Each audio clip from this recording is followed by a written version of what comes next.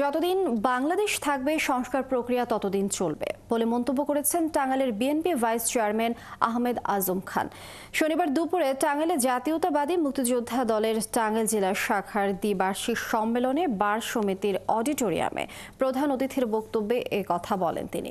এই সময় তিনি আরও বলেন, সংস্কার একটা চলমান প্রক্রিয়া যা শেষ হবার নয়, আর সেই সংস্কার প্রক্রিয়ার অগ্রযাত্রায় থাকবে গণতন্ত্রকে প্রাতিষ্ঠানিক রূপদান। যখন এই গণতন্ত্র প্রাতিষ্ঠানিক রূপদান সম্ভব হলে গড়ে উঠবে সমৃদ্ধ বাংলাদেশ। সংস্কার কিন্তু চলমান প্রক্রিয়া, এটা শেষ হবার নয়।